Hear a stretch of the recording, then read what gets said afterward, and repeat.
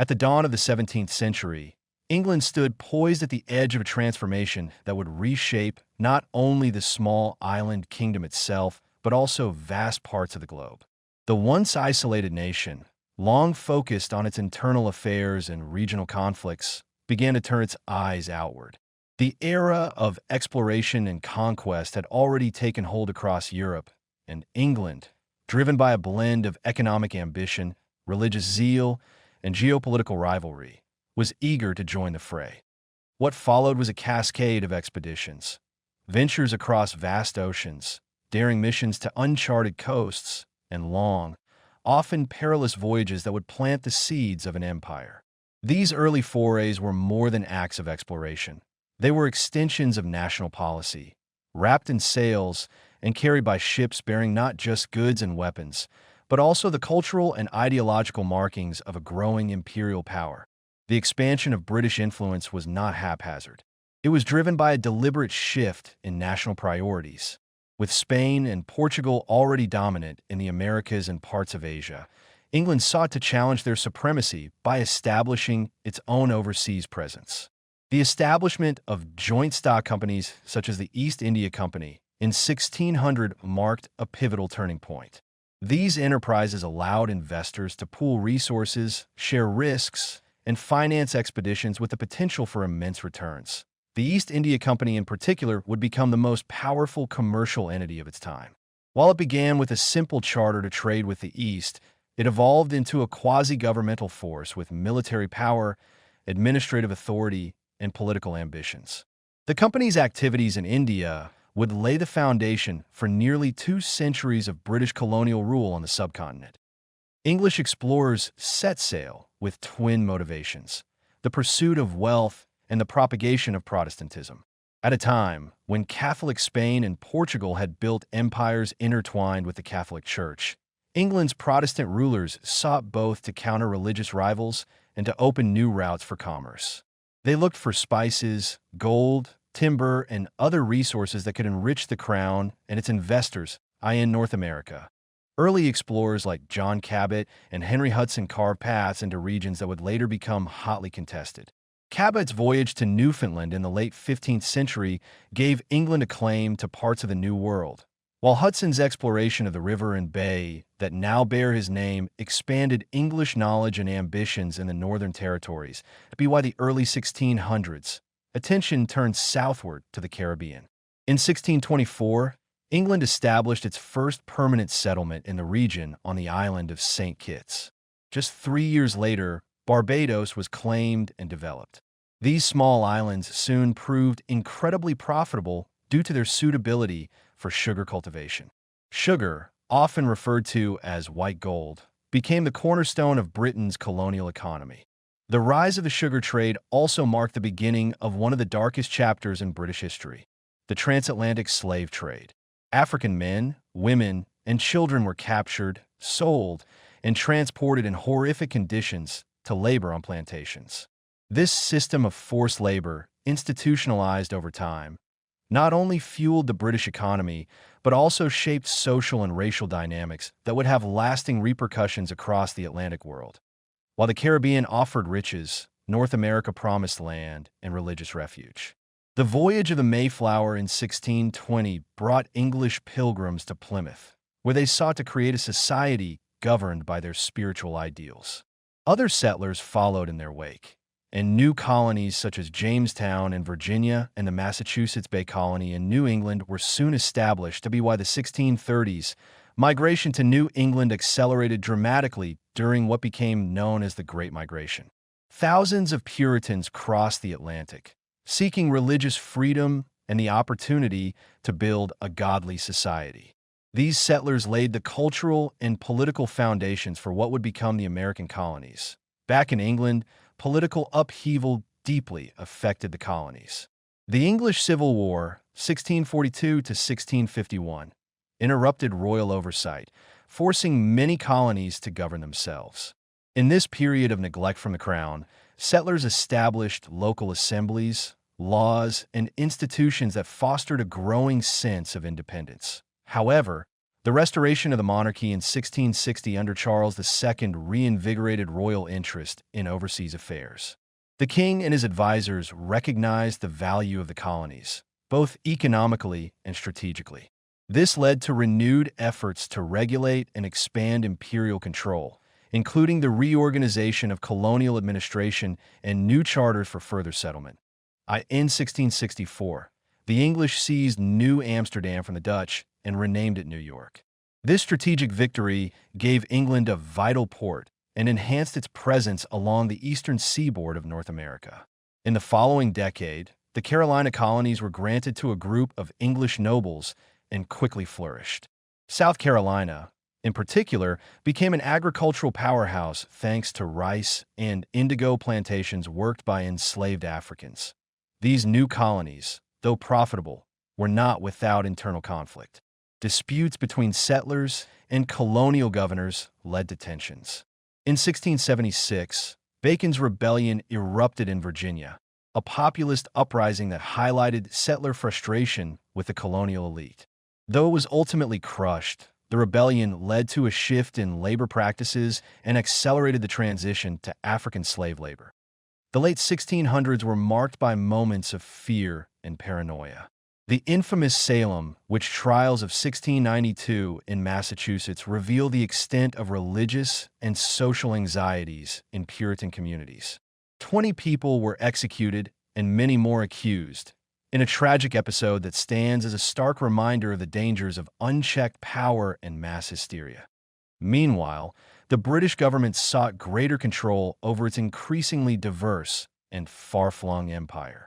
The creation of the Board of Trade and Plantations in the late 1690s was a step toward centralized oversight. This body was tasked with monitoring colonial affairs and advising the Crown on how best to manage its imperial assets. By the close of the 17th century, England had transitioned from a small, relatively insular kingdom to a rising imperial power with colonies across the Atlantic and strong commercial interests in Asia. Its settlements in North America and the Caribbean, driven by profit and belief, had taken root. Its trade networks, however exploitative, spanned the globe, and its system of governance was beginning to evolve to accommodate the demands of empire. This expansion laid the groundwork for what would eventually become the British Empire, the largest empire in human history. But the seed sown during this formative century came with consequences for indigenous peoples, for enslaved Africans, and for the colonists themselves. The story of England's rise through exploration and colonization is one of ambition and innovation, but also of conflict, exploitation, and enduring legacy. At the dawn of the 17th century, England stood poised at the edge of a transformation that would reshape not only the small island kingdom itself, but also vast parts of the globe. The once isolated nation, long focused on its internal affairs and regional conflicts, began to turn its eyes outward. The era of exploration and conquest had already taken hold across Europe, and England, driven by a blend of economic ambition, religious zeal, and geopolitical rivalry, was eager to join the fray. What followed was a cascade of expeditions, ventures across vast oceans, daring missions to uncharted coasts, and long, often perilous voyages that would plant the seeds of an empire. These early forays were more than acts of exploration. They were extensions of national policy, wrapped in sails and carried by ships bearing not just goods and weapons, but also the cultural and ideological markings of a growing imperial power. The expansion of British influence was not haphazard. It was driven by a deliberate shift in national priorities. With Spain and Portugal already dominant in the Americas and parts of Asia, England sought to challenge their supremacy by establishing its own overseas presence. The establishment of joint stock companies, such as the East India Company in 1600, marked a pivotal turning point.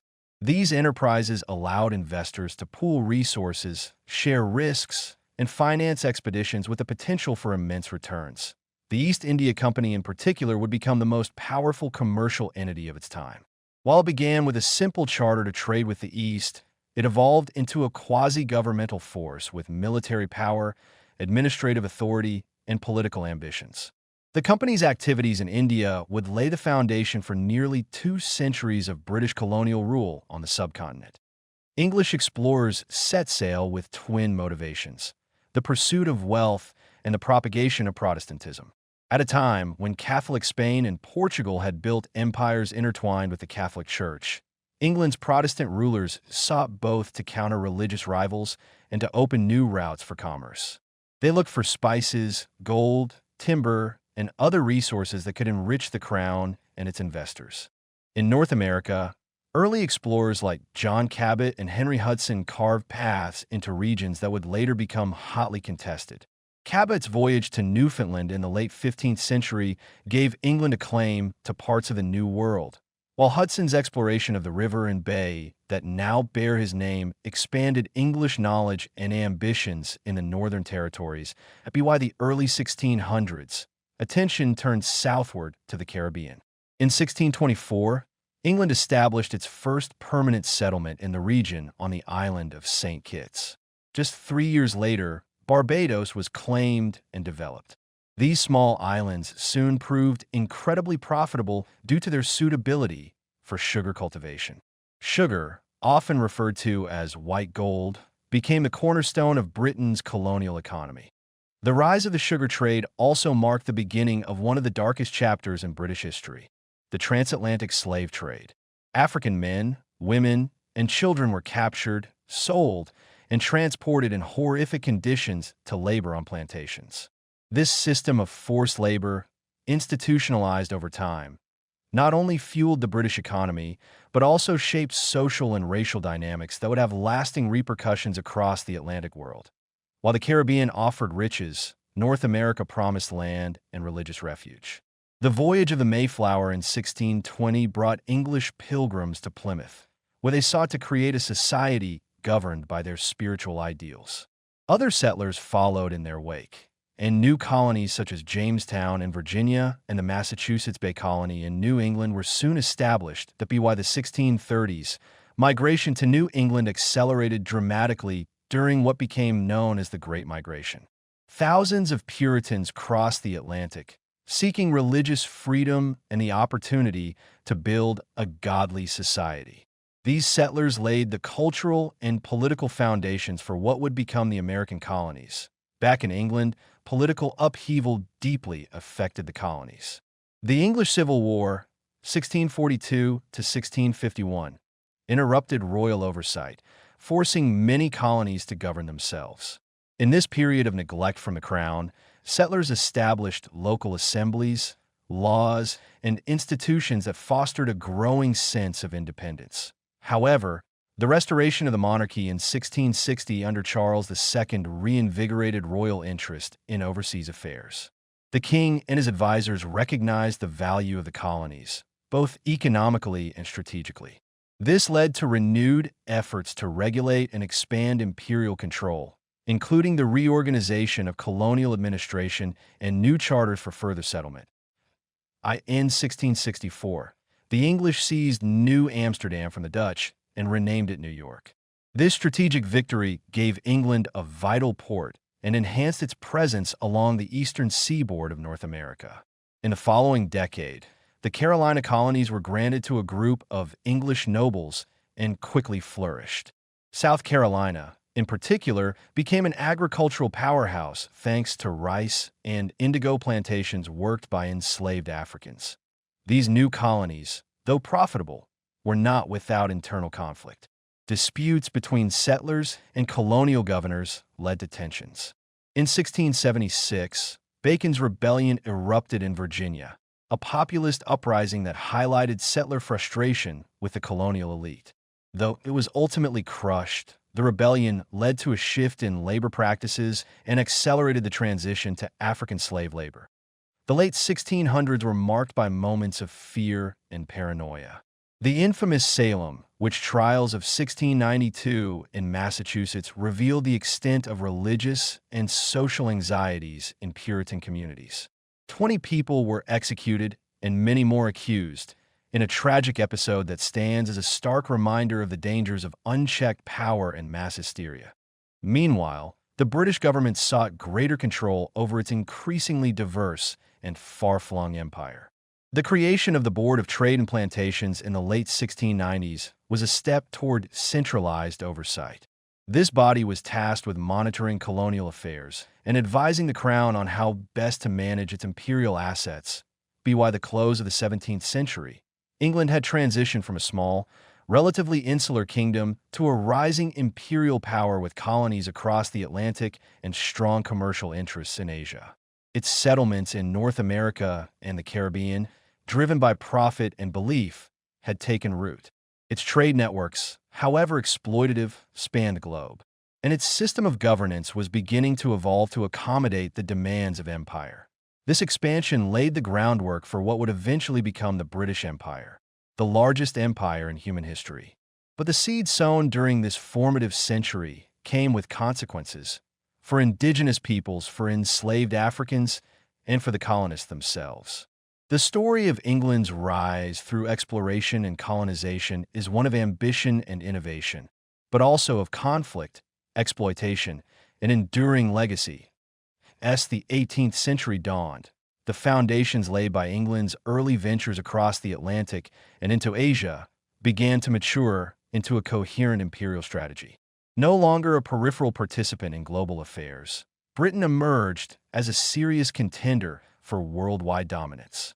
With expanding colonies, a powerful navy, and an increasingly centralized state apparatus, Britain moved decisively into the next phase of empire, one defined by mercantilism, war, administrative control, and the formalization of long-distance trade systems that reshaped entire continents.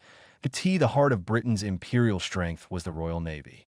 From a scattered and ill-equipped fleet during the Elizabethan Age, it had grown into the most formidable maritime force on Earth. Sea power enabled Britain not only to defend its far-flung colonies, but also to project force across the globe. The Navy became the lifeblood of empire, guarding trade routes, engaging enemy vessels, and supporting military campaigns from the Caribbean to the Indian Ocean. Naval supremacy, earned and maintained through constant innovation and ruthless discipline, would remain the backbone of British imperial ambitions for centuries. Trade was the artery through which Britain's global power flowed. With colonies now dotting the globe, British merchants had access to a bounty of goods: sugar from the West Indies, tobacco from Virginia and Maryland, cotton from the Carolinas, tea from China, spices and textiles from India. The Atlantic economy surged, structured increasingly around what came to be known as the triangular trade. In this cruel yet efficient system, British goods were shipped to Africa, where they were exchanged for enslaved people. These captives were transported under inhuman conditions to the Americas and sold. The profits were then used to purchase raw materials produced by enslaved labor, which were shipped back to Britain, enriching merchants, investors, and the crown. This commerce generated enormous wealth for the British elite and a thriving middle class in ports such as Liverpool, Bristol, and London. Grand mansions, museums, and universities were built on profits wrung from slave labor, maritime trade, and colonial exploitation. Yet the wealth came at a cost. For the millions of Africans forcibly removed from their homelands, the British Empire was not an agent of progress, but a machine of suffering. The commodification of human life became an integral part of the imperial project, woven into its economic fabric. As Britain's colonies grew more prosperous, the states sought to bring them more firmly under control. The colonies, once neglected or left to self-govern, were increasingly subjected to imperial regulation. In North America, the Navigation Acts restricted colonial trade to English ships and markets, stifling local industry and enriching British merchants at colonial expense. Though these laws were designed to ensure Britain reaped the economic benefits of its colonies, they bred resentment among settlers, who chafed under what they perceived as unfair restrictions and overreach. The tension between imperial ambition and colonial autonomy simmered quietly for decades. But it was in India where Britain's imperial apparatus began to take on a new, more assertive form. The East India Company, once merely a trading enterprise, evolved into a quasi-governmental force in South Asia. It raised private armies, minted its own currency, forged alliances with Indian rulers, and waged wars. By mid-century, the company had grown more powerful than many European states, acting as the vanguard of British interests on the subcontinent. The pivotal moment came during the Seven Years' War, 1756 to 1763, a global conflict that pitted Britain against France and its allies. Though fought on multiple continents, its consequences were most significant in North America and India. In North America, British forces, alongside colonial militias, defeated the French and seized control of vast territories, including Canada. The Treaty of Paris, 1763, confirmed Britain's dominance in the region, establishing it as the preeminent power on the continent and eliminating France as a colonial rival in North America, in India. The war set the stage for a dramatic shift in power. British victories at key battles, such as Plassey and Buxar, allowed the East India Company to gain control over Bengal, the richest province in India. The company's triumph was not merely military, but administrative. By collecting taxes and controlling revenue, it began to govern as a sovereign power in the name of the British Crown. From this point forward, Britain's involvement in India would deepen, with profound consequences for both the colonizers and the colonized. Back in the American colonies, however, victory bred discord. The war had been expensive, and the British government, now saddled with debt, sought to make the colonies contribute to their own defense and administration. Taxes and regulations, most famously the Stamp Act and the Townshend Acts, provoked outrage among colonists who saw them as infringements on their rights. They argued that without representation in Parliament, they should not be subject to its taxes. Protests erupted. Boycotts spread. Tensions rose. The empire had reached its zenith in territorial scope, but it had begun to fray at the edges. What followed was an unraveling that would redefine Britain's global role. The American Revolution, once unthinkable, erupted in 1775. The colonies that had once been the jewel of Britain's Atlantic empire rebelled, fought, and, against all odds, won their independence. The loss of the 13 colonies was a stunning blow, not only militarily and economically, but symbolically. Britain, the mightiest empire in the world, had been humbled by its own children, and yet this moment of loss also marked a pivot. Rather than wither, the British Empire adapted. Freed from the constraints of the Atlantic colonies, Britain intensified its focus on India, Africa, and the Pacific. Canada remained loyal. The West Indies continued to generate wealth. Australia was soon established as a penal colony. And in India, the East India Company, unchecked by American distractions, tightened its grip. By the end of the 18th century, the British Empire had been reshaped by conflict, commerce, and adaptation. It was no longer merely a collection of trading posts and scattered colonies. It had become a machine of power, military, economic, and administrative. Its reach extended from the icy coasts of Newfoundland to the sun-drenched ports of the Caribbean, from the markets of Canton to the plains of Bengal. But beneath the surface of this global dominance, contradictions festered. The ideals of liberty voiced during the American Revolution echoed within the empire. Critics of slavery grew more vocal. The economic transformations wrought by industrialization began to change British society from within. And in every corner of the empire, colonized peoples began to question their subjugation. Thus, as the 18th century closed and the 19th began, the British Empire stood at a crossroads. It was vast, powerful, and rich, but also burdened by its own complexities, contradictions, and the rising winds of change that would shape the century to come as the 19th century dawned. The British Empire entered its most dynamic and transformative phase. No longer simply an amalgamation of trading posts and colonial outposts, it had become a global juggernaut, fueled by the twin engines of industrial revolution and imperial ambition. It was during this period that Britain truly became the world's foremost power, its influence touching nearly every corner of the globe. The phrase, "the sun never sets on the British Empire," emerged not as poetic hyperbole, but as an empirical truth. The Industrial Revolution that had begun in the late 18th century now gathered unstoppable momentum. Factories rose from the landscapes of northern England, Scotland, and the Midlands, churning out textiles, iron, coal, and machinery. Steam power revolutionized transportation and manufacturing, giving rise to a new urban proletariat and an immensely wealthy capitalist class. With industrial might came imperial necessity. Factories demanded raw materials, and finished goods needed markets. The empire became both supplier and consumer, deeply intertwined with the rhythms of British economic life. India, already under the East India Company's dominion, became even more vital. It was transformed into a producer of raw cotton, opium, tea, and indigo, feeding the factories of Lancashire and the demands of global trade. The subcontinent's complex systems of agriculture, commerce, and governance were gradually reshaped to serve British interests. Traditional industries declined under the pressure of imported British goods, and the economic structures of entire regions were reoriented toward the imperial economy.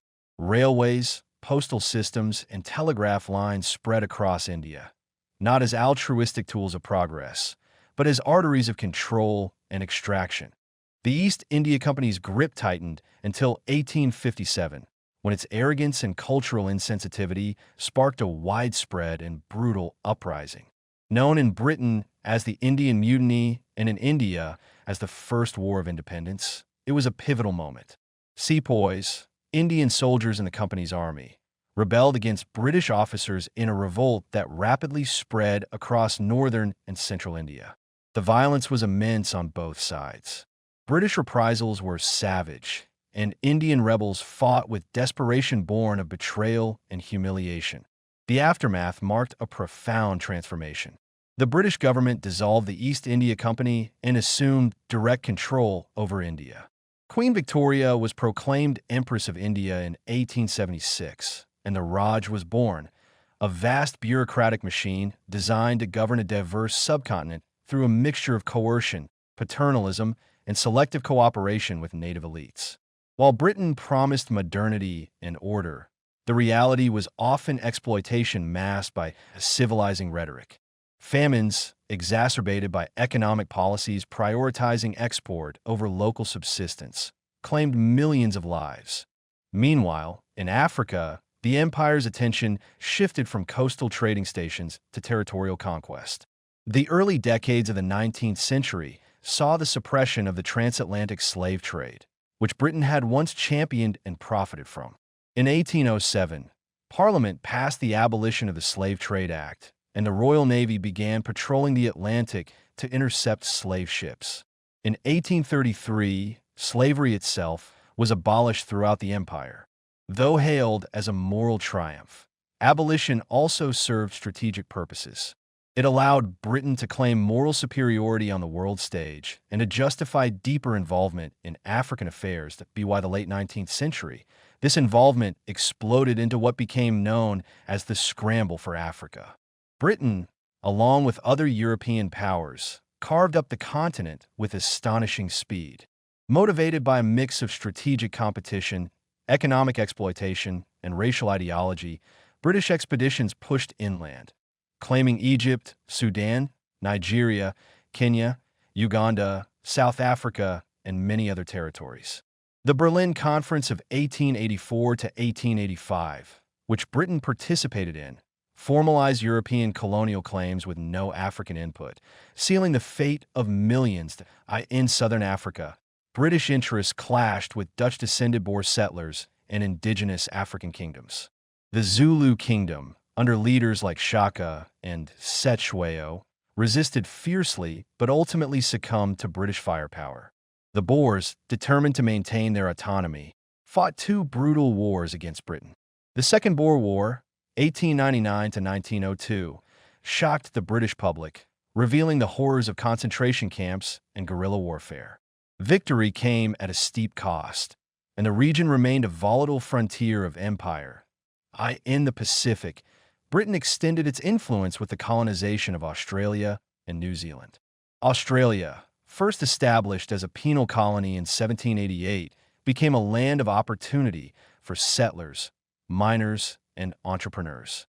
Its indigenous peoples, the Aboriginal Australians, were decimated by disease, displacement, and violence.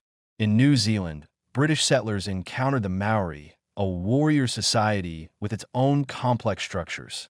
A series of treaties and wars followed, as British power expanded and Maori land was steadily appropriated in North America. Though the United States had broken away, Canada remained a loyal dominion. The Act of Union in 1840 and the later British North America Act of 1867 established Canada as a self-governing entity within the empire, a model that would influence future dominions. Canada grew in importance both economically and strategically, offering timber, furs, and grain, and serving as a buffer against American expansion. The Victorian era, named after Queen Victoria, who reigned from 1837 to 1901, symbolized the height of imperial pride. Empire became embedded in British identity. Maps in schools showed vast swathes of red. Children learned about noble explorers, valiant soldiers, and the supposed civilizing mission of the British. Exhibitions, literature, and scientific endeavors celebrated the empire as the pinnacle of human achievement. Yet beneath the glitter of imperial grandeur lay deep contradictions. For every triumphal parade in London, there were uprisings in the colonies. For every new railway laid in India, there were peasants burdened by taxes they could not pay. For every British administrator praising order and progress, there were voices in the colonies decrying repression and inequality. The empire was both a source of immense power and a cauldron of discontent. Home. The effects of empire were profound. Wealth flowed into Britain, transforming cities, funding universities, and elevating the global prestige of British science, culture, and industry. But social inequality persisted. The working classes, who toiled in the factories that powered imperial trade, saw little of the riches. Reform movements grew, demanding better labor conditions, voting rights, and moral responsibility from a government that ruled over one-fifth of humanity. By the end of the 19th century, the British Empire had reached its zenith. It governed a vast array of peoples, languages, religions, and territories. From Hong Kong to Cape Town, from Ottawa to Delhi, its reach was unparalleled. Its navy controlled the sea lanes. Its merchants traded in every major port. Its flags fluttered over more land than any empire before it. Yet the seeds of its transformation and eventual unraveling had already been sown. In India, nationalism stirred among a new generation of Western-educated elites. In Africa, resistance simmered beneath colonial rule. In Britain, questions were asked about the costs of empire, moral, economic, and human. The 20th century loomed, bringing with it new ideologies, global wars, and the eventual dismantling of the very empire that had once seemed eternal. As the 20th century unfolded, the British Empire stood at its greatest geographical extent, appearing indomitable in its reach and influence. Yet beneath the surface of its vast global presence, profound changes were stirring. The empire had become a sprawling, complicated organism, administratively vast, economically interdependent, and politically vulnerable. It was no longer solely sustained by naval supremacy or commercial prowess, but by a delicate balance of diplomacy, coercion, and the illusion of permanence. The next century would test these foundations with a force unprecedented in human history. The first great rupture came in the form of the First World War, a conflict the empire neither started nor could escape. When Britain declared war on Germany in August 1914, it did so as the metropole of a global empire. From India, Africa, Canada, Australia, New Zealand, and the Caribbean came men, money, and material to serve the imperial cause. Over 4 million colonial and Dominion troops fought under the British flag, in the trenches of the Western Front, the deserts of Mesopotamia, and the plains of East Africa. The war was a crucible that transformed subjects into soldiers and colonials into stakeholders in the fate of the empire. The human cost was staggering. The empire lost over 1 million lives in the war. The economic burden strained its finances, and the political consequences rippled outward. India, having contributed massively to the war effort, expected greater autonomy in return. So did other dominions and colonies. The war had changed expectations and weakened Britain's ability to deny them. Nationalist sentiments that had once been peripheral now found sharper focus and greater legitimacy. The interwar years revealed the cracks in the imperial edifice. In Ireland, a bloody struggle for independence culminated in the establishment of the Irish Free State in 1922, a painful reminder that the empire could no longer rely on unquestioned loyalty from within its own archipelago. In India, the independence movement, led by figures such as Mahatma Gandhi and Jawaharlal Nehru, began to evolve from political agitation into mass civil disobedience. Gandhi's philosophy of nonviolence galvanized millions and exposed the moral contradictions at the heart of British rule. At the same time, the British Empire sought to modernize and preserve its relevance. The Statute of Westminster in 1931 recognized the legislative independence of the self-governing dominions, Canada, Australia, New Zealand, South Africa, the Irish Free State, transforming them into equal partners in the Commonwealth rather than subordinate colonies. This legal recognition was an attempt to retain unity within diversity, but it also revealed the center's loosening grip on its outer reaches. The empire entered the Second World War in 1939 with grim determination. Once again, the dominions and colonies rallied to the cause. Indian soldiers fought in North Africa, Burma, and Italy. African troops served in campaigns across the continent. Australian and New Zealand forces bore the brunt of fighting in the Pacific.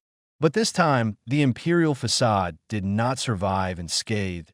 Japan's conquest of British-held territories in Asia, including Hong Kong, Malaya, Singapore, and Burma, shattered the illusion of imperial invincibility. The fall of Singapore in 1942, described by Churchill as the worst disaster in British military history, dealt a psychological blow that echoed throughout the empire.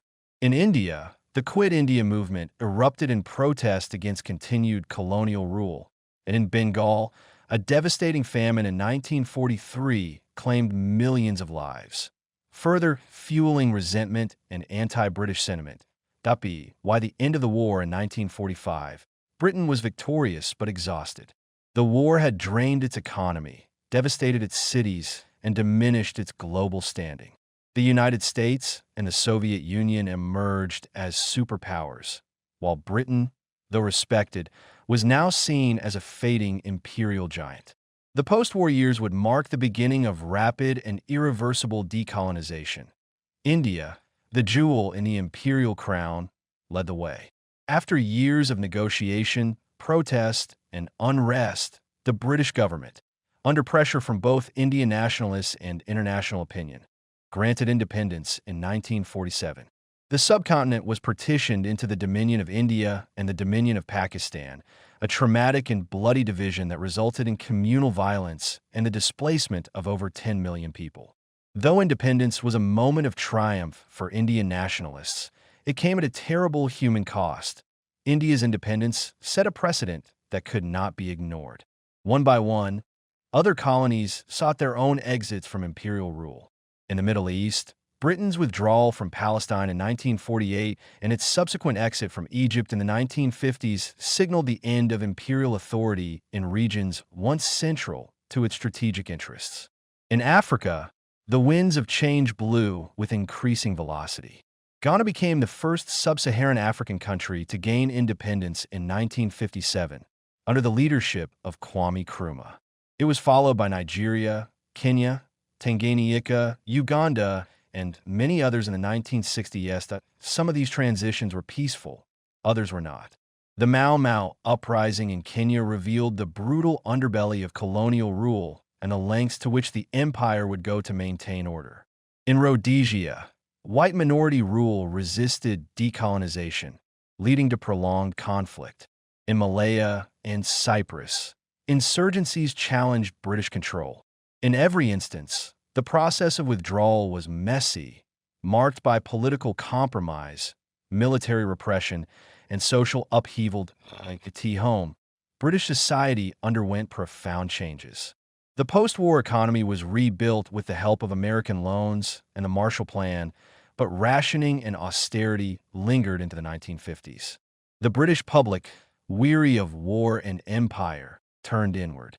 The creation of the welfare state under the Labour government, ushering in free healthcare, public housing, and expanded education, marked a new chapter in British domestic life. It was, in a way, a reorientation of Britain's sense of purpose, from imperial overlord to social reformer. The empire did not vanish overnight. Some territories, such as Hong Kong, the Falkland Islands, and various Caribbean and Pacific islands, remained under British control into the late 20th and even early 21st centuries. The Commonwealth, reimagined as a voluntary association of former colonies and dominions, endured. It became a forum for cultural exchange and diplomatic engagement, though without the economic or military weight of empire. Perhaps the most visible legacy of empire in post-war Britain was the arrival of migrants from former colonies. The Windrush generation, named after the ship Empire Windrush that brought Caribbean immigrants to Britain in 1948, was just the beginning of a wave of migration from South Asia, Africa, and the Caribbean. These communities helped rebuild post-war Britain, staffing hospitals, driving buses, and contributing to every aspect of national life. But their presence also provoked debates about identity, race, and belonging that persist to this day. That'd be why the end of the 20th century, the British Empire had been replaced by a multi-ethnic, post-colonial society grappling with its past. Its capital, London, once the heart of imperial administration, had become a global city of immigrants and ideas, reflective of the very world the empire had once ruled. The monuments remained, the statues of generals, the imperial museums, the colonial-era street names. But the context had changed. What endured was a legacy both glorious and grievous. The empire had built railways and universities, introduced common law and civil service systems, but had also enslaved millions, plundered resources, and imposed foreign rule on unwilling peoples. It had forged connections across continents, yet often through conquest and exploitation. In literature, education, politics, and culture, the echoes of empire continued to shape narratives and debates. For some, it remained a source of pride and achievement. For others, a history of oppression and injustice. The truth, as with all empires, lay in complexity, in the interplay of ambition and arrogance, of innovation and violence, of progress and pain. As Britain entered the 21st century, it did so not as an empire, but as a nation still negotiating the meaning of its imperial past. The empire had dissolved, but its shadows remained, lingering in the languages spoken in London, in the trade routes inherited from colonial days, in the disputed borders it left behind, and in the stories told across generations. The British Empire, once the most powerful force on earth, had become history, but a history still very much alive. By the dawn of the 21st century, Britain stood as a vastly different country from the imperial colossus it had once been. The Union Jack no longer fluttered over vast swaths of the globe, and the Royal Navy no longer projected power from Gibraltar to Hong Kong with the same unquestioned authority. The world had changed, and Britain had changed with it. Not without pain, but also not without resilience. The empire had ended, but its consequences had not. They lived on in law, language, demography, memory, and myth. One of the most tangible legacies of the British Empire was the transformation of Britain into a multicultural society. Throughout the second half of the 20th century and into the 21st, migrants from former colonies continued to arrive, shaping the social and cultural fabric of the United Kingdom. South Asians, Africans, Caribbeans, and others made Britain their home, bringing with them rich traditions, entrepreneurial energy, and vibrant communities. Cities like Birmingham, Manchester, Leicester, and especially London became mosaics of global culture. British cuisine came to include curry as a national staple. British music absorbed rhythms from the Caribbean and Africa. British literature was enriched by the voices of authors like Salman Rushdie, Zadie Smith, and Hanif Qureshi, voices that interrogated identity, heritage, and the tension between the colonial past and the post-colonial present. However, This transformation was not always smooth or welcomed by all. The Windrush scandal of the 2010s revealed how deeply entrenched systemic discrimination remained in the institutions of the British state. Elderly Caribbean immigrants, many of whom had legally settled in Britain decades earlier, were wrongly detained, denied health care, or even deported due to a bureaucratic failure to recognize their lawful status. The scandal prompted a national reckoning with the failures of post-imperial governance, exposing how remnants of imperial attitudes had persisted within contemporary policy. Debates about the British Empire became more contentious and widespread in the 21st century. For decades, empire had been taught in British schools, if at all, through a narrow and sanitized lens. The brutal realities of imperial conquest, the economic extraction, the suppression of local resistance, and the cultural erasure practiced in colonies were rarely discussed. But as historians, educators, and activists began to demand a more honest confrontation with the past, a cultural shift emerged. Statues of imperial figures, Cecil Rhodes, Edward Colston, and others, became flashpoints for public discourse. The toppling of Colston's statue in Bristol in 2020 by anti-racism protesters ignited debates over historical memory. Was it erasure or overdue justice to remove the monuments of empire? Universities, too, were drawn into this dialogue. The Rhodes Must Fall movement, which originated in South Africa and spread to Oxford, challenged institutions to reconsider how they honor colonial benefactors. The calls were not merely for symbolic change, but also for structural reforms, decolonizing curricula, expanding access to marginalized groups, and acknowledging how wealth derived from colonialism had funded many prestigious institutions. The economic legacy of empire also continued to shape global relationships. Britain's former colonies bore the scars of imperial policy, arbitrary borders, monoculture economies, political instability. In regions like the Middle East and Africa, conflicts could often be traced back to decisions made in colonial boardrooms and enforced at the barrel of a gun. Meanwhile, Britain maintained strong economic and diplomatic ties with many of its former colonies through the Commonwealth, a voluntary association that had evolved from imperial roots into a multilateral body of shared language and history. Yet for many, this cooperation could not erase the demands for reparations, apologies, and accountability. The question of reparations became increasingly prominent in public debate. Caribbean nations, organized through CARICOM, began to formally demand compensation for the transatlantic slave trade, a system in which British merchants and planters had played a leading role. Though slavery was abolished in the British Empire in 1833, the compensation had gone not to the enslaved but to the slave owners, whose financial losses were underwritten by the British state. That debt, astonishingly, was only fully paid off by British taxpayers in 2015. The injustice of that arrangement led to growing calls for material acknowledgement of slavery's enduring impact. At the same time, Britain's identity was undergoing another transformation through its relationship with Europe. The decision to leave the European Union in 2016, Brexit, was for many fueled by nostalgia for a lost imperial past, a belief that Britain could thrive as a sovereign, global trading power independent of continental entanglements. The language of global Britain, deployed by political leaders, evoked images of the empire's mercantile glory. Yet the realities of a post-Brexit world exposed new vulnerabilities. Trade had changed, power had shifted, and Britain's ability to act as a standalone power was now constrained by economic interdependence and geopolitical realignment. Within Britain itself, the empire's dissolution echoed in questions of national unity. Scotland, Wales, and Northern Ireland, once united under the flag of empire, now wrestled with their own futures within the United Kingdom.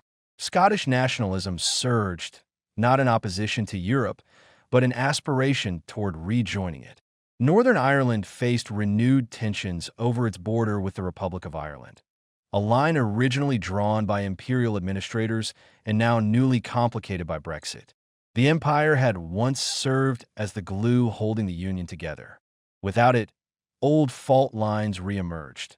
Culturally, Britain continued to explore and critique its imperial legacy through art, film, and literature. Period dramas about the Raj, novels set in colonial Kenya, and films depicting slave revolts or independence movements brought new perspectives into public consciousness. At the same time, a generation of artists and thinkers from diaspora communities reclaimed imperial history from the margins.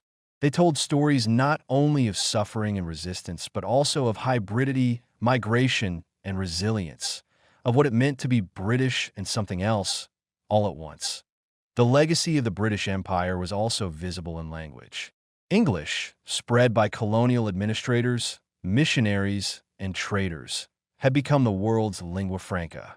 From Lagos to Lahore, Singapore to Kingston, English was spoken with local inflections, transformed into tools of expression and resistance. Writers like Chinua Achebe, Arundhati Roy, and Andrea Levy used the language of the colonizer to subvert the narratives of empire, crafting new stories that redefine the contours of post-colonial identity. In geopolitics, Britain retained some global influence, partly through its permanent seat on the United Nations Security Council, its membership in NATO, and its nuclear deterrent. But its role was no longer that of an imperial hegemon. Instead, it became a middling power in a multipolar world, reliant on alliances and diplomacy. The soft power of British institutions, BBC, Oxford and Cambridge, British Council, remained potent, but it could no longer mask the nation's declining material power. As Britain entered the third decade of the 21st century, it continued to reckon with the shadow of empire. Museums faced pressure to return looted artifacts. Politicians debated how to teach empire in schools. Protest movements demanded recognition and justice. Public opinion remained divided. Some viewed the empire as a source of pride and achievement, others as a history of exploitation and oppression. The challenge was no longer to erase or romanticize the past, but to confront it honestly and to decide what role that past would play in shaping a more inclusive future. Empire, for all its magnitude, had not disappeared. It had merely changed form, migrated from maps to memories, from dominion to dialogue. And so, Britain stood at a crossroads, no longer an empire, but not yet fully reconciled with its imperial inheritance. The question now was not what the British Empire had done, but what Britain would do with the legacy it had inherited in the contemporary era. The legacy of the British Empire remains a complex and often contentious subject, woven deeply into the fabric of British society, its education system, diplomatic relations, and domestic policy. Britain continues to grapple with the challenge of interpreting and teaching its imperial past, balancing between acknowledging historical injustices and celebrating aspects of cultural and political heritage. This delicate balance is not only a reflection of evolving social attitudes within the United Kingdom, but also indicative of a broader global conversation about post-colonial identity, restitution, and reconciliation. Education has been at the forefront of this reckoning. For decades, the British school curriculum largely presented the empire through a narrow lens of exploration, trade, and civilizing missions, often glossing over or minimizing the violence, exploitation, and oppression that accompanied imperial rule. In recent years, however, educators, historians, and activists have pushed for a more inclusive and critical approach to teaching imperial history. This includes exploring the experiences of colonized peoples, the economic underpinnings of imperialism, and the resistance movements that challenged British dominance. Schools and universities are increasingly incorporating diverse voices and perspectives into their syllabi, encouraging students to confront uncomfortable truths. Debates about how to teach empire continue to spark controversy. Some argue that emphasizing colonial abuses may foster guilt or division, while others assert that honest engagement with the past is essential for social justice and national maturity. The introduction of modules on colonial histories in secondary education, alongside initiatives to increase representation of minority historians and authors, marks a significant shift. Yet, the question remains, how to present a history that is simultaneously formative, painful, and relevant in today's multicultural Britain? At the level of diplomacy and international relations, Britain's imperial legacy informs both opportunities and tensions with former colonies. The Commonwealth of Nations, originally conceived as a means of maintaining ties between Britain and its former territories, has evolved into a voluntary association promoting shared values of democracy, human rights, and economic cooperation. However, the Commonwealth is also a reminder of unequal historical relationships.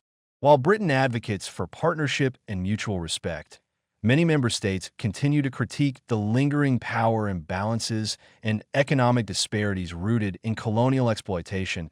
Britain's foreign policy often reflects a delicate navigation of these legacies. Development aid, trade agreements, and diplomatic dialogues increasingly incorporate considerations of historical accountability. For instance, issues such as climate change, debt relief, and migration are framed within the context of colonial histories that shaped global inequality. Britain's role in international forums is sometimes scrutinized through the prism of its imperial past, as calls for reparative justice and acknowledgement of historic wrongs gain momentum on the world stage. Domestically, the legacy of empire intersects profoundly with questions of identity, social cohesion, and racial justice. The multicultural character of modern Britain owes much to its imperial history, as waves of migration from former colonies reshaped cities, communities, and cultural life. This demographic transformation has enriched British society, but also exposed deep-seated inequalities and systemic discrimination that trace roots back to imperial hierarchies. Government policies aimed at integration, equal opportunity, and anti-discrimination seek to address these issues, yet challenges persist. The Windrush scandal revealed institutional biases that affected the lives of thousands of lawful migrants, highlighting how remnants of imperial attitudes still influence bureaucratic practices. Public discourse on race, immigration, and national identity frequently invokes the colonial past, sometimes explicitly, sometimes implicitly, reflecting ongoing struggles over who belongs and how history should be remembered. In the arts, media, and public commemorations, Britain's imperial heritage continues to be a fertile ground for reinterpretation and contestation. Museums face growing demands to contextualize or repatriate artifacts acquired during colonial rule, challenging long-held assumptions about cultural ownership. Exhibitions now increasingly incorporate voices from formerly colonized communities, offering alternative narratives that emphasize resilience and agency alongside exploitation. Literature, film, and theater also engage with empire's legacy, often critically. Works by writers from Britain's diaspora illuminate the complexities of identity shaped by colonial histories. Films exploring the Mau Mau uprising in Kenya, the Indian independence movement, or the partition of India offer audiences nuanced perspectives on historical events that shaped the modern world. These cultural productions serve as vital platforms for dialogue, education, and healing, connecting past and present. Former colonies, for their part, continue to reinterpret their shared histories with Britain in diverse and dynamic ways. Nations across Africa, Asia, and the Caribbean engage in ongoing processes of decolonization, not only political but also cultural, educational, and economic. History textbooks in these countries often offer counter-narratives to imperial accounts, emphasizing indigenous perspectives, resistance, and the enduring consequences of colonial rule. Post-colonial governments balance pride in national sovereignty and cultural heritage with the realities of economic dependency and geopolitical influence. The Commonwealth provides a forum for dialogue, but tensions remain over the legacies of unequal treaties, land dispossession, and cultural suppression. In many former colonies, demands for reparations and formal apologies for past atrocities, such as the transatlantic slave trade, forced labor, and massacres, gain increasing international attention. Global movements for racial justice and human rights have intensified these calls, linking colonial histories to contemporary struggles against inequality and discrimination.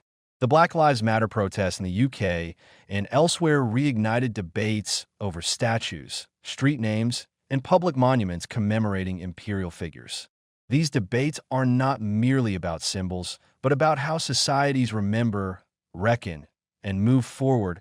At the heart of these ongoing conversations lies a fundamental question: how to construct a future that acknowledges the pain of empire without being defined by it. For Britain, this means embracing a pluralistic identity that honors its diverse peoples and histories, while committing to justice and equality. It means fostering an inclusive narrative that recognizes both the achievements and the atrocities of the imperial era. For former colonies, it means asserting autonomy over their histories and destinies, forging new relationships with Britain and the wider world that are grounded in mutual respect rather than hierarchy. It means healing wounds inflicted by centuries of domination and exploitation, while celebrating resilience and cultural vitality.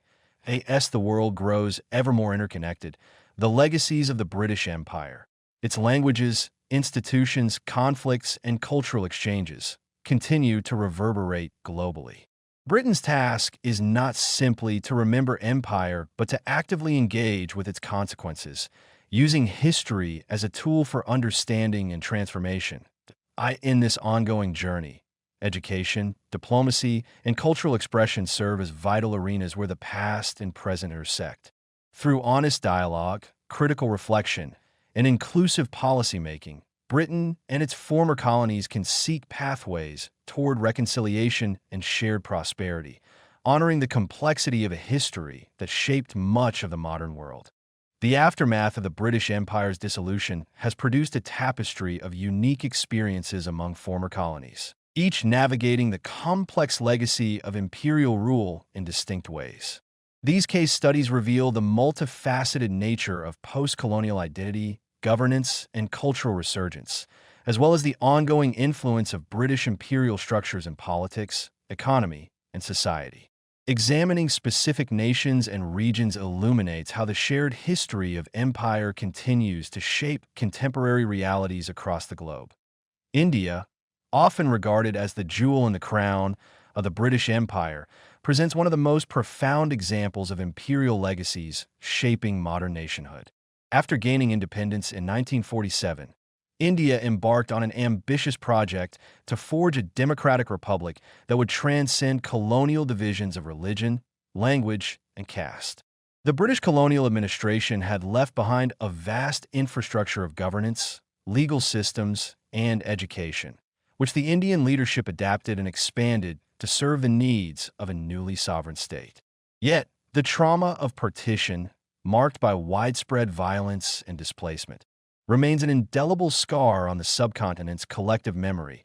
India's post-colonial journey has been marked by both continuity and transformation. English remains a key language in government, business, and education, serving as a unifying medium across a linguistically diverse population, while also symbolizing the enduring cultural imprint of British rule. The Indian legal and parliamentary systems bear clear British influences, yet India's vibrant democracy has evolved its own character, shaped by indigenous values and political movements. Economic liberalization policies introduced in the late 20th century reflect both a break from and an adaptation of colonial economic frameworks. Culturally, India has experienced a renaissance in reclaiming its own narratives, languages, and artistic traditions, while simultaneously participating in global dialogues through literature, cinema, and academic scholarship. The post-colonial critique of British imperialism is a major theme in Indian intellectual discourse, with figures such as Frantz Fanon, Gayatri Chakravorty Spivak, and others influencing debates on identity, power, and resistance. Moving westward, the Caribbean islands embody another crucial dimension of British imperial legacy, shaped by the brutal realities of plantation economies, slavery, and indentured labor. Nations such as Jamaica, Barbados, Trinidad and Tobago, and others gained independence primarily in the mid-20th century, but have continued to wrestle with the socioeconomic and racial inequalities rooted in their colonial pasts. The plantation system established by the British not only generated immense wealth for the empire, but also institutionalized racial hierarchies and economic dependency that persist to this day. Caribbean nations have responded to this history with vibrant cultural expressions that assert pride, resilience, and resistance. Music genres like reggae, calypso, and soca echo the rhythms of African heritage and the struggles against colonial oppression. Carnival celebrations, folklore, and literature serve as mediums for reclaiming identity and narrating histories that colonial records often silenced or distorted. Politically, many Caribbean states participate actively in the Commonwealth, leveraging this connection for diplomatic, economic, and cultural cooperation, while simultaneously advocating for reparations for slavery and colonial exploitation. The movement for reparatory justice in the Caribbean has gained international traction, pressing Britain and other former colonial powers to confront the legacies of slavery and to contribute to redressing historical injustices. In Africa, the story is no less complex.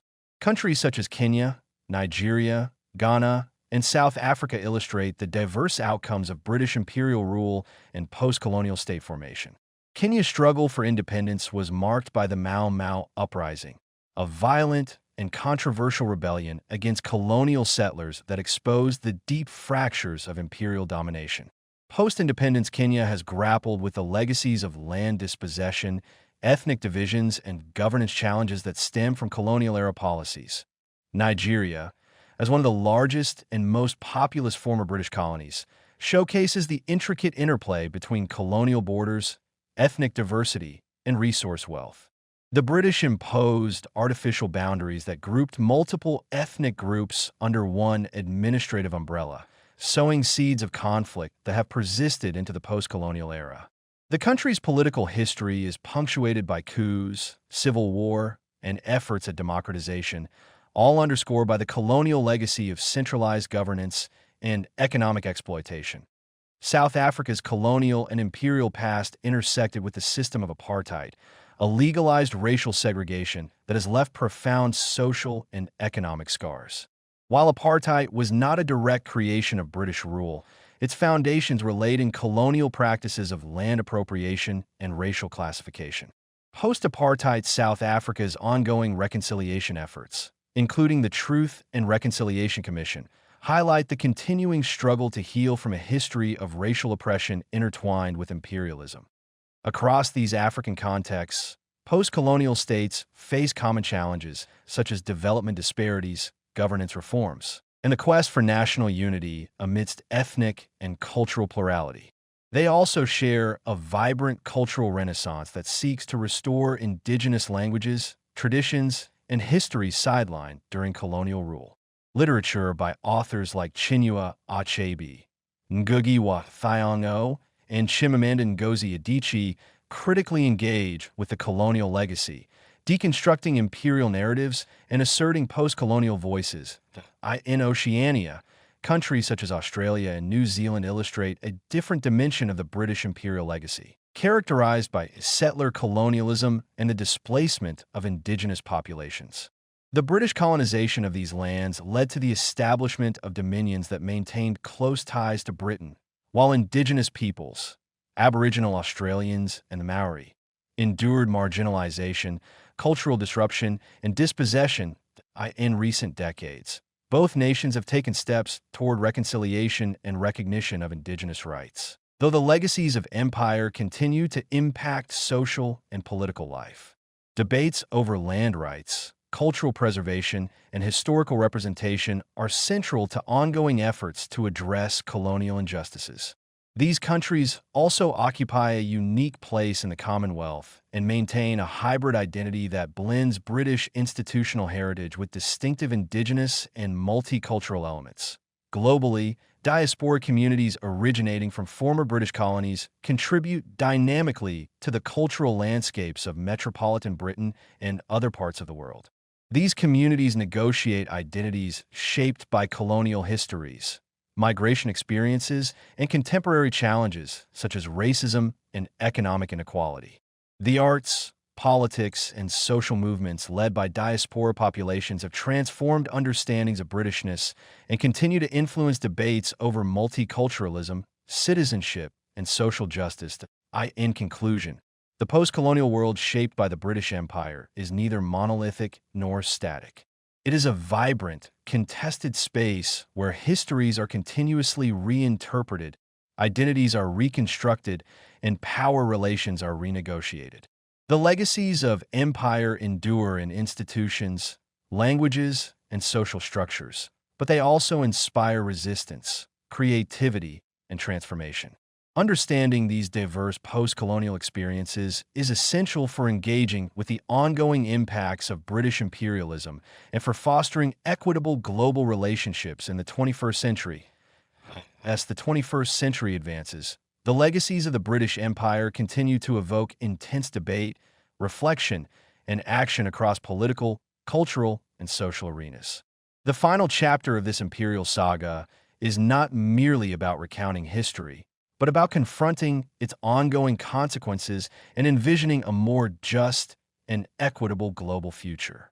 Central to this endeavor are the contested questions of reparations, restitution of cultural artifacts, and the role of collective memory in shaping national and international identities. The call for reparations has gained unprecedented momentum in recent decades, driven by activists, scholars, and governments in former colonies and diaspora communities alike. Reparations refer broadly to measures intended to compensate or redress the lasting harms caused by slavery, colonial violence, economic exploitation, and cultural destruction. This can include financial payments, debt relief, institutional reform, and symbolic gestures such as official apologies in the Caribbean, for example. The Caribbean community, CARICOM, has formally petitioned the British government to acknowledge the historical wrongs of slavery and colonialism and to provide reparatory justice. This movement highlights how the wealth extracted from the labor and suffering of enslaved Africans fueled Britain's industrial and economic rise, a foundation seldom fully accounted for in British national narratives. The British government's response has often been cautious, emphasizing present-day development aid and cooperation rather than direct reparations. Nonetheless, the dialogue has opened up broader discussions about historical accountability and the ethics of empire. Parallel demands have emerged from African nations, particularly regarding the restitution of cultural artifacts looted during the colonial era. Museums across Britain and Europe house vast collections of art, religious objects, and human remains taken under dubious circumstances from colonized peoples. The Benin bronzes, stolen from the Kingdom of Benin, modern-day Nigeria, during a British punitive expedition in 1897, symbolize this controversy vividly. Calls for their return have intensified, with cultural institutions facing increasing pressure to repatriate these treasures and to collaborate with source communities. This debate over restitution transcends issues of property. It touches on identity, memory, and healing. For many formerly colonized peoples, the return of artifacts is a reclaiming of cultural sovereignty and dignity long denied. It challenges the colonial-era assumption that Western institutions were the rightful custodians of global heritage. Some British museums have begun to engage in dialogues and even repatriations, but the process is often slow and fraught with political and legal complexities. Memory itself is a battleground where the legacy of empire is continuously negotiated. In Britain, public monuments and place names commemorating colonial figures have become flashpoints for wider debates about history and identity. The removal or contextualization of statues, such as those of Cecil Rhodes or slave traders, has sparked intense public discussions about whose histories are honored and whose are erased or marginalized. These debates are part of a global reckoning with imperial pasts, reflected in movements such as Black Lives Matter, which link contemporary struggles for racial justice with colonial histories of violence and exclusion. Educational reforms, public art projects, and community initiatives seek to broaden historical narratives, foregrounding marginalized voices and experiences. Such efforts aim not merely to dismantle old myths, but to build a more inclusive and critical understanding of the past that informs present and future policies. Politically, Britain's role in the world continues to be shaped by the shadow of empire. Post-Brexit, the UK has sought to redefine its global identity and partnerships, often invoking its Commonwealth ties as a framework for future diplomacy and trade. However, This vision must reckon with the historical inequalities embedded in the Commonwealth's origins and member states' demand for greater equity and respect. The British Empire's legacy also influences contemporary debates over immigration and citizenship. Many of Britain's current social and cultural dynamics are direct results of migration patterns linked to imperial history. Policies on immigration, integration, and multiculturalism are often contested within frameworks shaped by imperial-era assumptions and racialized hierarchies. Addressing these issues requires confronting the enduring impacts of empire on social structures and attitudes. Looking ahead, the challenge for Britain and the wider post-colonial world lies in transforming these legacies from sources of division into opportunities for dialogue, justice, and cooperation. This involves reimagining historical narratives in ways that acknowledge complexity and foster empathy. It involves policy reforms that address structural inequalities rooted in colonial histories, and it requires ongoing cultural engagement to celebrate diversity and shared humanity. In academic and diplomatic circles, there is increasing recognition of a need for decolonizing knowledge and institutions, questioning Eurocentric perspectives, and creating spaces for multiple epistemologies and histories. This intellectual movement complements political and social activism, creating a holistic approach to addressing imperial legacies. Ultimately, the story of the British Empire is far from closed. It continues to unfold in classrooms, courtrooms, cultural institutions, and international forums. The choices made today about how to remember, reconcile, and rebuild will shape not only Britain's future, but the futures of all those connected by the intricate web of empire. Embracing this history in all its dimensions is a profound act of courage and humility. It calls for a willingness to confront uncomfortable truths, to listen deeply to diverse voices, and to work collaboratively toward healing and transformation. Through these efforts, the wounds of empire can become a catalyst for justice and solidarity, forging new bonds across former divides and paving the way for a more equitable and peaceful world.